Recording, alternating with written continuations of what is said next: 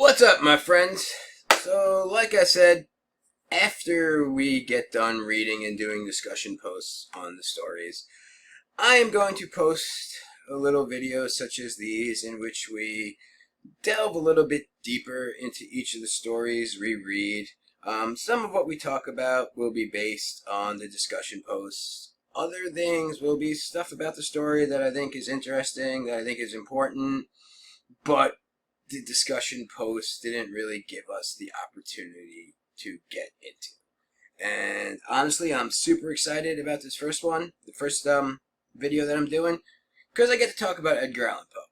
And hopefully, maybe, I think I made it clear in my discussion post feedback, in the video about philosophy of composition, that I love Edgar Allan Poe. I'm all about Edgar Allan Poe. He's one of my 3 favorite writers of all time.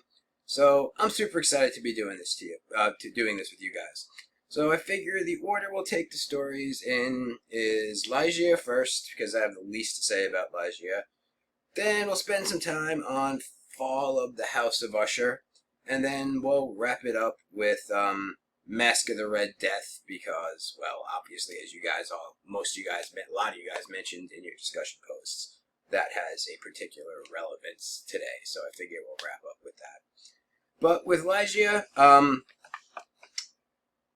thing is, when we talked about, obviously, we'll get to this later, but Masque of the Red Death had a message to it, had a point to it. Like, there was a moral to the story. With Ligeia and Fall of the House of Usher, is there stuff going on below the surface of the stories? Yeah, probably, but there isn't a direct moral or message or point you're supposed to take away from it. And as we talked about, having a message, having a moral wasn't that important to Poe. If a story did have a message or a moral, that's fine, but for Poe, the most important thing was creating an effect or creating a feeling in the reader. And at the end of the day, that's what Ligeia and that's what Fall of the House of Usher is all about. The way I gave the discussion question I gave you guys was, are they vampire stories? And you could absolutely read both of them to varying degrees as being a vampire story, but at the end of the day, there's really no explanation, no 100% clear, this is what happened explanation to what happens in Ligeia and what happens in Fall of the House of Usher. And why is that? One, Poe didn't need to give you one. As long as he created an effect and a feeling, he didn't need to explain the events. And if you want to take that even further, having an open, vague, ambiguous ending probably heightens the effect of creepiness, dread, terror, horror, whatever you want to call it, because, not to use a psychological term, but if you get an explanation, you get some sort of closure. You're like, oh, okay, this is what happened. It was vampires. It was whatever. When you don't get that sense of closure, things sort of can stay with you. Things can sort of haunt you a little bit more. Not that this is the best example. If you ever saw the movie Inception, with the top spinning at the end, and if it falls over, he is in the real world. If it doesn't fall over, he's in the dream world.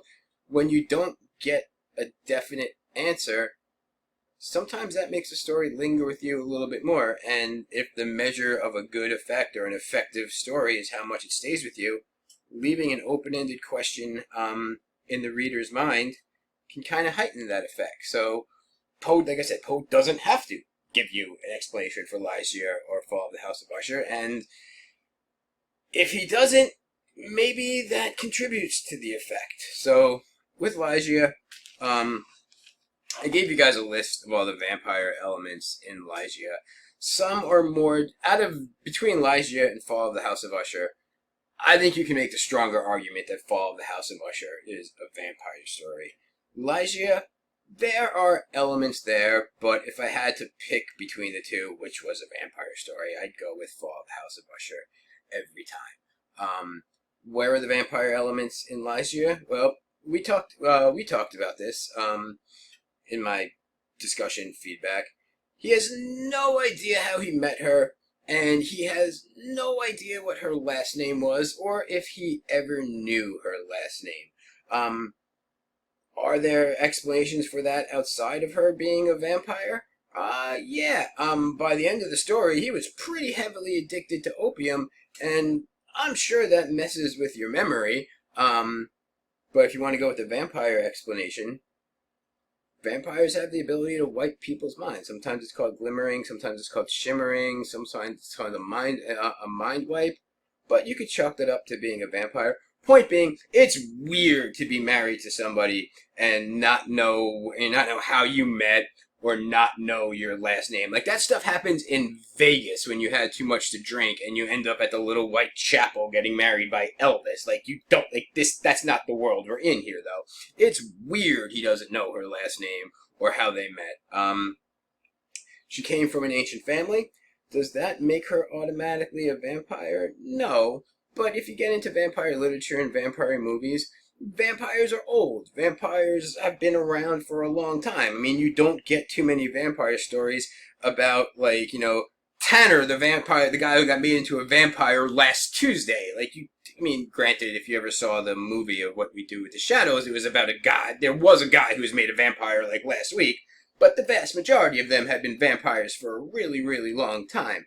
So, that, like I said, in any of these things I'm talking about in and of themselves that make Ligeia a vampire? No. But taken in totality, like, yeah, that kind of makes her, it kind of gives you the impression that she's a vampire. She's from Germany or Eastern Europe. Eastern Europe was certainly a hotbed for vampire folklore. Do other cultures have vampire folklore? Yeah, absolutely. But most of what we know about vampires comes from Eastern Europe. The whole, garlic thing, the whole they can transform into animal, bats, wolves. Bats were a later addition. The stake through the heart. All that comes from Eastern Europe, and conveniently, Ligeia comes from Eastern Europe.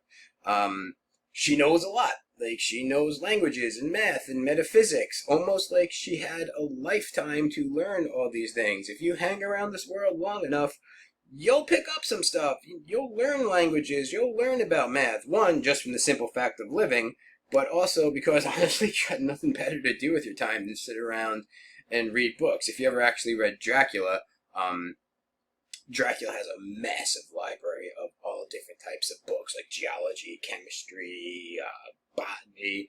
You pick up stuff if you've lived for a couple hundred years. The Ligeia's physical description is what you would think a vampire looks like. Super tall, super thin, black hair, black eyes that are a little too big for her head, which honestly always makes me think of an anime character, but that's not the point. She's beautiful, like next level, but like fantastical, almost otherworldly beautiful, like strange beauty it's described as. So, physical description, again, in and of itself, a vampire? No, but that's how you would think. And she comes and goes like the shadow, which is like how vampires move. I don't think you've ever heard of a clumsy vampire who starts knocking stuff over and banging into things. Like, vampires are pretty darn graceful with their movements. And, of course, towards the end, Rowena's illness, almost like she's getting drained of life, getting weaker and weaker. And there's that little ruby drop of blood that falls into her glass. Now, I know traditionally vampires ingest blood, don't poison people with blood, but it's that presence of blood there that adds that little hint of vampirism to it. So, that being said, I am going to provide some other alternatives. Like I said, this doesn't have to be a vampire story. There are other ways of looking at it. The ending is deliberately vague. I'm going to take you through a couple other different interpretations of Ligeia. One, really saying, I don't want to say this is the easiest one, but it's the most rational explanation for all of this. Like I said, by the end of the story, the narrator's pretty heavily addicted to opium, and like opium, for those you don't know, opium is like, It's basically heroin. It's like it's like unpurified heroin. So that does some damage to your mind and your body. And one way of looking at this whole story, it never actually happened. Um, it's an opium-induced hallucination fueled by the narrator's lingering love for Ligeia and his hatred and resentment for Rowena for no other reason than that she's not Ligeia. And I think at one point in the story, the narrator even questions if he's sure any of this is happening. If you want to get to some more less likely explanations, if you remember their bread chamber or their bridal chamber in the new house that he moves to. Speaking of which, remember one of Poe's rules of philosophy of composition is you can't have too many different settings. This is one of the rare stories that actually does jump setting. Remember, he moves to a whole new house because he can't stand being around things that remind him of Ligeia. Does that violate Poe's unity of setting? Technically, kinda, but setting's not really important in this story. He doesn't take much time to describe, like, the trees and the weather. Like, doesn't take much time to describe the setting. The setting here is almost incidental. So, technically, it does have more than one setting, but effectively, the setting is part of the background. It's not that big a deal. One of the parts of the setting he does take time to describe is the bridal chamber. And remember, it's like super Egyptian with sarcophagi and weird tapestries on the wall. And there are oaks and vine, like, sculptures or reliefs all around the wall. I think it's in the shape of a pentagram. Every one of those has some pretty occult references, overtones to it. A pentagram, like an inverted pen, that's all sorts of occult. Egypt was seen as this ancient, mystical place full of magic and otherworldly stuff. Even the oak tree and the vine, for those of you who took 201 with me, that's very associated with druidic cults and pagan worship. So you could make the argument that the narrator sacrificed Rowena to some dark god to reanimate Ligeia. Again, is that necessarily what happened? No, but if you look at the description of the bridal chamber, clearly something otherworldly was going on there. Then you get into a couple more symbolic interpretations. Poe, I think I told you guys that, or if you read in Philosophy of Composition, for Poe, the most tragic thing in the world was the death of a beautiful woman. Again, this gets into some of his own personal history or backstory because a bunch of women that he loved romantically, his mother, blah, blah, blah, died fairly young. And to get into a more symbolic interpretation of Ligeia, it's about ideal beauty. Ligeia was ideal beauty, and the thing is, with ideal beauty, you can mean physical beauty, you can mean poetic beauty, musical beauty, ideal, perfect beauty. You don't get to keep it. You only get to glimpse it. You only get a tiny peek at it, and it's gone. Why can you say Ligeia represents ideal beauty? Well, there's this thing called archetypal beauty, that if you go back to like the most ancient descriptions of beauty, this is how beauty is described. Dark hair, pale skin, ruby pinkish red lips. If that makes you think of Snow White, then that's probably a good thing, because Snow White is a super old fairy tale that's rooted in archetypal beauty. And that might be what Ligeia is, this idealized, perfect beauty that you glimpse it for a while, but you don't get to hold it. You don't get to keep it. Give you two more. I think I mentioned that maybe the most strong argument in Ligeia and Fall of the House of Usher, for either of them being a vampire story, is the whole idea of conquering death. In fact, that's the embedded poem, The Conqueror Worm. That's what it's all about. It's about conquering and defeating death. And I guess technically that's what vampires do, and I guess that's the appeal of becoming a vampire. You don't become a vampire because, hey, I don't want to go out in daylight anymore, or hey, I never ever ever want to have garlic bread again, or hey, I won't become a vampire because I want to watch all my friends grow old and die. No, you become a vampire because you do not want to die and you want to defeat death. Thing is, are vampires the only things that can defeat death? No. You can make the argument that Ligeia is a witch of some sort that defeated death. And I saved the last, sweetest interpretation for Ligeia for the end. You can, I guess, another way, and I don't believe this even a little bit, but it's an interpretation, and I will always give you guys the truth, or all the different versions of it, is that maybe the narrator's love for Ligeia was so strong that his love brought her back from the dead. Bah, bah. No, that's not Poe. I don't think that's Poe. I don't think that's the... Look at the dude. Look at his eye. I mean, he's not... This is not the way his mind works. But I suppose that's a interpretation of Ligeia. Okay. That is our tour through Ligeia. I guess we'll move to Fall of the House of Usher now. There's actually a lot going on in Fall of the House of Usher, and I don't know if I'm going to get into every last little detail, because Fall of the House of Usher is... It's a crazy deep story with a lot of different levels to it. So I think I am just going to stick to the highlights of it. Again, I told you guys about the vampire overtones in the story in my little list I gave you guys in your discussion feedback.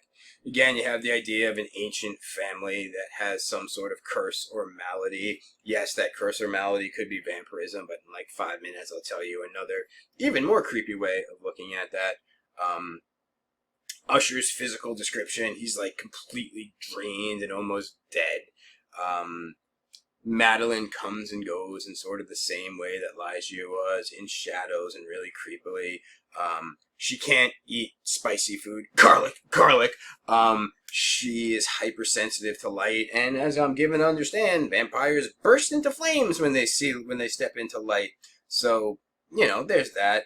The painting of the tomb is from the perspective of someone inside the tomb. Like, I guess, yes, Roderick Usher could imagine what it looks like, what it feels like to be inside a tomb. But also, or he could have been in a tomb himself, or could have had Madeline explain it to him. He keeps the corpse of Madeline for 2 weeks. Like, yes, he has a rational explanation to it. But that she's weird as hell that you keep a corpse in your house for 2 weeks. Granted, this was 1800. People did do that. But still, and then there's, like I said, there's the hardcore evidence of vampire. Like I said, I think this is more the vampire story than Ligeia. They straight up says her corpse looks still alive. Then there's the fact that she wakes up from the dead, rips a freaking door down, and most people don't pick up on this, I guess. But if you go back and read the way Madeline attacks Roderick, she sort of like falls into him, and I get if you don't see this, but the way it's described makes a lot of people think like she's diving for his neck. Like I said, for my money, I think Madeline's a vampire.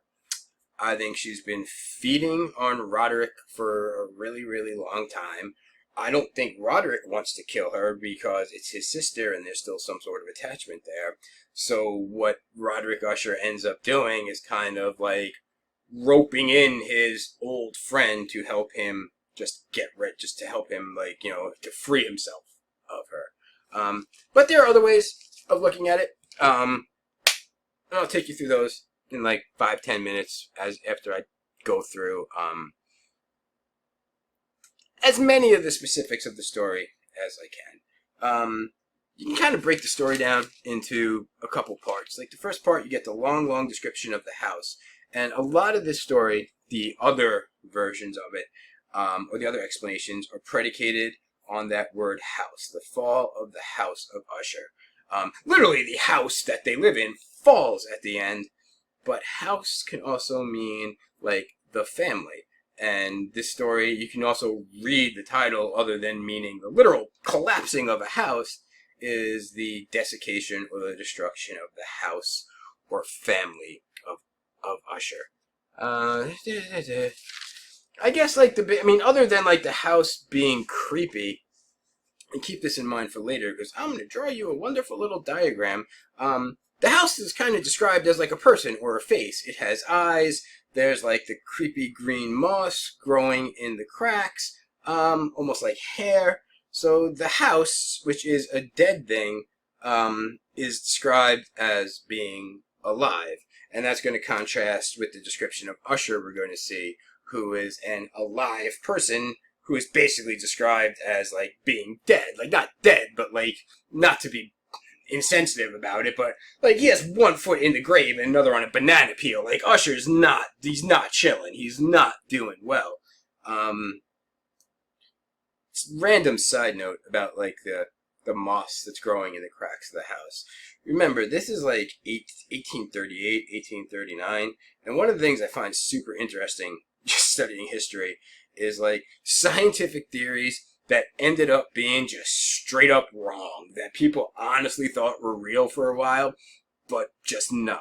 And one of the theories that was going around 1830s was that if something living got into the cracks of a house, or got to the cracks of like a rock, or got into like infested or inhabited something, the living thing can kind of bring life to the dead thing.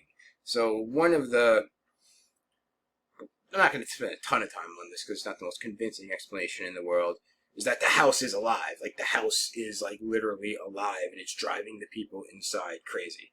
Do I buy that? No. But 1838, that was a more valid explanation than it is now.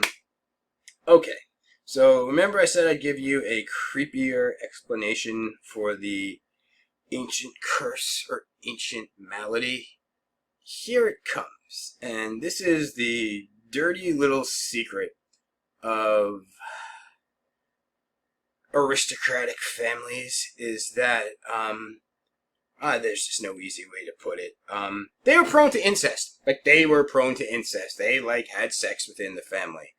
And you could explain not everything in this story, but you could explain Madeline's horrible physical condition, the sensitivity to light, the sensitivity to spicy food, Roderick's like rotting, falling apart, like physical condition as the byproducts of incest.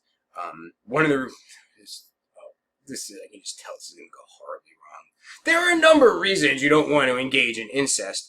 One is when you start, I really wish I could just start this over. When you start messing around in the same gene pool, like, the odds of getting really, really bad genetic diseases go through the roof. Part of the reason you breed outside your family is to diversify the gene pool. When you don't do that, the odds of hitting, like, the genetic nightmare lottery go through the roof, and you could make the argument that that's what happened to Roderick and Madeline, that they are horribly, horribly, horribly the byproduct of incest. Talks about that.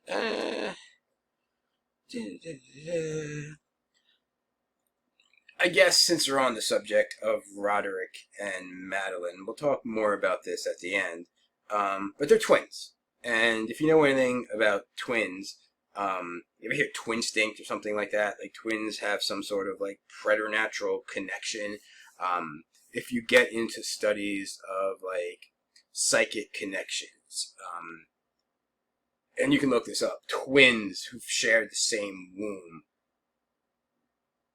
have a much higher, not that psychic connections have been proven, but in the studies that attempt to, twins that have shared the same room tend to do much better on such tests. And we'll talk about this at the end, but a lot of interpretations, symbolic interpretations of the story, are predicated on them being twins, or two halves of the same whole. Talked about Usher. I think I talked about this a little bit in some people's feedback.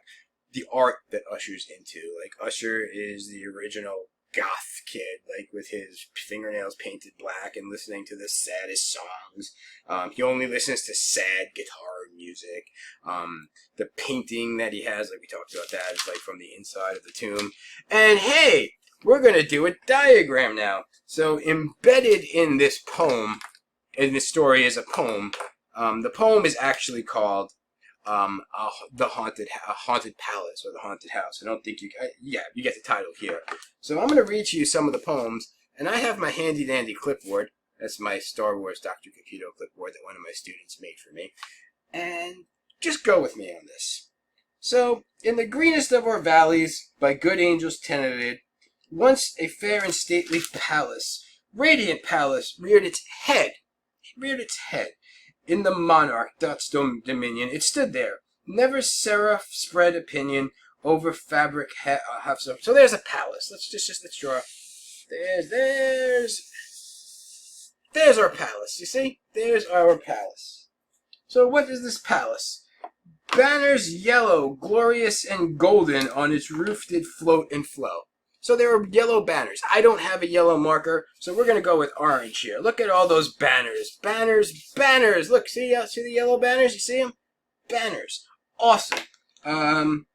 Wanders in that happy valley through two luminous windows, saw spirits moving musically.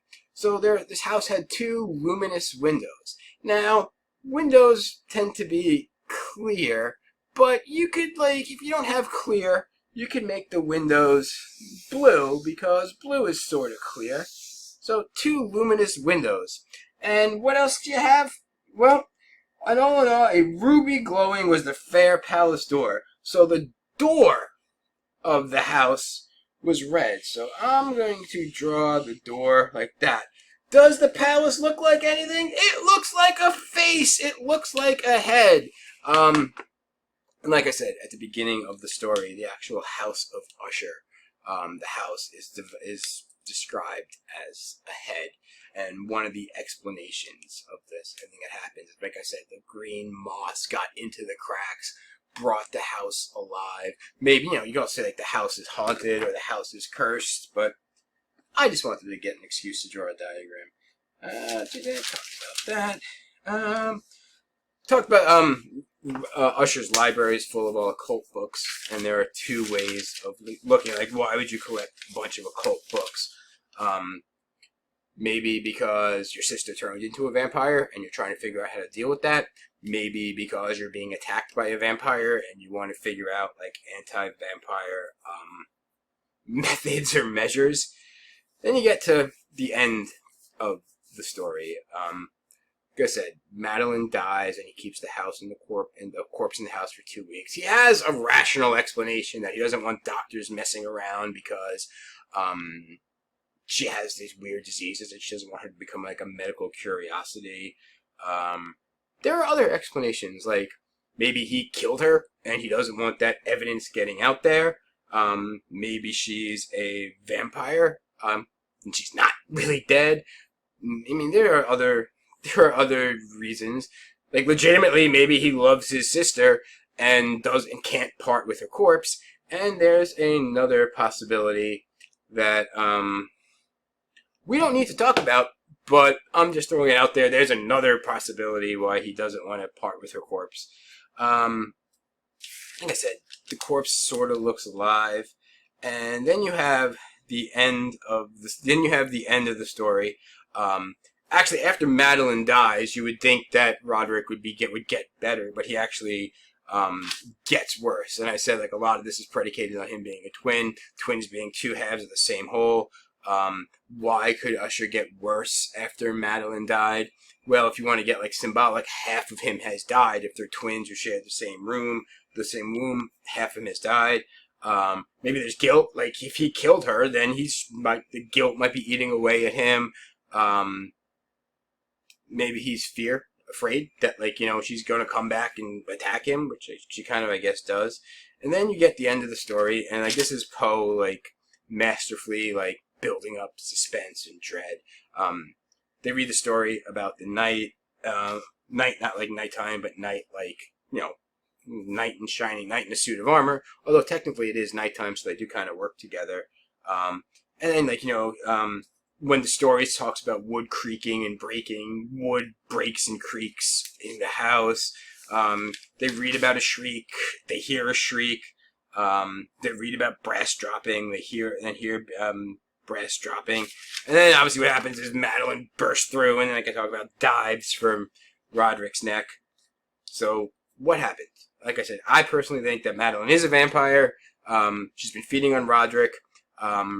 Roderick enlists his friend to help deal with it, and and that's what happened. Other ways of looking at it, like, he buried his sister alive, and that might seem like a random thing, but one of Poe's big fears in life was being buried alive. In fact, he has like an entire story called The Premature Burial. Maybe Roderick, for whatever reason, killed Madeline and was racked with guilt. And if you want to get into the symbolic interpretations, like I said, a lot of that is predicated on the brother and sister being two halves of the same whole. One of them is emotion, one of them is intellect. Madeline is emotion. Roderick, because he has that huge library, is intellect. You need both of them. You need emotion and intellect. And without one of them, the other kind of falls apart. You can also look at them being the masculine and the feminine, but oddly, it's reversed. Madeline is the stronger of the two, so she would be the masculine, and Roderick would be the feminine. Reason and insanity. Roderick, I guess, is reason, and Madeline is insanity. Although honestly, I don't think either of them, I think they're both a couple tacos short of a combination platter, if you know what I'm talking about. And the two halves inhabiting the same head. Remember, the house is a head. Reason and intellect, insanity and sanity in the same head. You need both of them to be balanced. Without them, no. Alright, so we'll wrap up with Masque of the Red Death. Like I said, in retrospect, I sort of regret reading that in the middle of a pandemic, but, it's actually, like many of you guys picked up on, it's actually pretty relevant right now. So believe it or not, I actually picked a way worse story in the spring, like a way worse story than Masque of the Red Death. And you guys obviously all picked up on the main message of the story. You can't fight death. You just can't. Like, you can't defeat death. Like, it's coming for you, and there's not a damn thing you can do about it. I think that's, a pretty obvious message of the story. Some of you guys pointed out that maybe like a secondary message is Prince Prospero's utter indifference to the suffering of his people. I think I wrote this in a bunch of people's feedback. He's the only guy with a name in the story, so you got to pay attention to it. Prince Prospero. Both parts of that are important. Prospero means wealth and prosperity, which ends up not being able to protect him from death. But the prince part is important too, because as a prince, in theory at least, he should care about the suffering of his people. But he doesn't. He locks himself away and walls himself away with his friends. And worse than that, he surrounds himself with a perpetual party. If you think some of you guys quoted, he has buffoons, which are clowns, improvisatori, which are actors, he has musicians, he has beauty, he has wine. Not only is he trying to wall himself off from the suffering of others, he's trying to actively ignore it and drown it out. Like, nothing bad's happening outside, nothing bad, let's party, let's party. That's even crappier of him. And the thing is, and how this is relevant to today's world, other than a freaking plague, this is how the wealthy dealt with and still deal with plagues. During the Black Death, those of you guys who had me for 201 last, summer session A, that's how the wealthy dealt with the plague in Europe. The wealthy people got the heck out of the population centers like London, went to the north of England, and just rode out the plagues in their mansions. And people still do that today. I know in Colorado, people got out of the cities and went to Vail and Aspen. In New York, people got out of the city and drove across Long Island to the Hamptons, and they're trying to ride out the coronavirus in their mansions in the Hamptons. But the problem with that is, to get to the Hamptons, you had to cut across Long Island. And that's why one of the reasons Long Island got hit so hard, because all these people from the city drag the virus across Long Island, and just people still do that. People, the wealthy still try to, I don't want to say ignore, but kind of ignore the suffering of everybody else and just wrap themselves up in the little cocoon of wealth. Okay, so there's one other thing in Masque of the Red Death that I think is worth talking about. And some of you guys picked up on the rooms. And if we were living in post time, that would have made a lot more sense, the colors of all the rooms. I mean, obviously the last room, I think it's 7 rooms, the last one is red and black and has a giant clock ticking away in it. That obviously represents death, black and red and clock tick, tick, tick, ticking away. But the interesting thing about the other rooms is the way they're described is the rooms all connect. You can only move forward. You can't really move back. And the room, you can't see what's in the next room. You can get into the next room, but you don't know what's around the corner. You don't know what's coming next. And some of you guys picked up on it. That's a perfect metaphor for life. 7 rooms, 7 stages of life. That's what people believed back in post time. Each one of those stages was associated with a different color. But you can move in one direction. You don't know what's coming around the corner. You don't know what's coming next. But you know that it's going to end in death. And the other interesting thing is the big black ebony clock that's tick, tick, ticking away. Remember, he's throwing a party in this house. And every time that clock goes off, bong, bong, bong, people stop dancing, stop partying, freak out for a little bit, but enough time goes by, they go back partying, they go back to what they were doing, they go back to living it up, till the clock goes off again. Bong, bong, bong, bong. They stop, get nervous, some time goes by, go back to doing what you're doing. Isn't that how we treat death? Isn't that how people treat death? We don't let it we don't want it interrupting our lives. We don't like to think about it. I mean, think of all the ways we avoid trying to use the word death. You don't go, when someone dies, you don't go to check out a dead body. You go to a wake. Go to a funeral home. Funeral there's no word dead in that at all. You don't, when your cat or dog gets super old, you don't go to kill Mipsy the dog. You put Mipsy to sleep. Euthanize you don't use euthanize. It means kill, but that's what you use the word euthanize.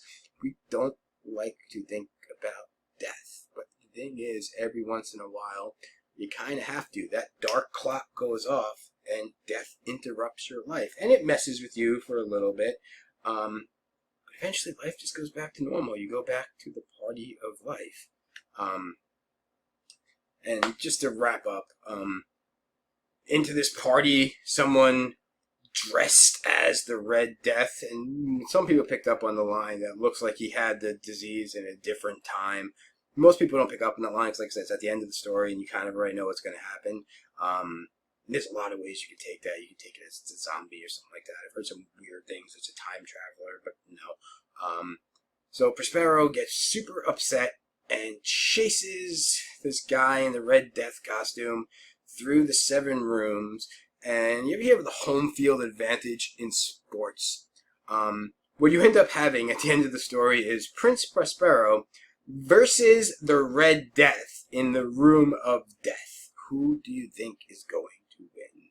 Yes, the Red Death wins, and everybody at the party dies. And like I said, that's the point. That's the message of the story. You can't avoid death. Doesn't matter how wealthy you are. Doesn't matter if you're a prince or a noble. You're going to die. And there's nothing you can do about it. Alright, that's my Poe video lecture. Thank you guys for sitting through that. I enjoyed doing it. Next up for you guys is a weird story. Current occurrence at Owl Creek Bridge. I really admit it's a weird story, but it's actually a story that's about 100 years ahead of its time. And then you got The Lady or the Tiger, which violates one of the central rules of storytelling, but also makes a point about literature or studying literature that I think is 150 million% true. But more on that in a couple days. Thanks, guys.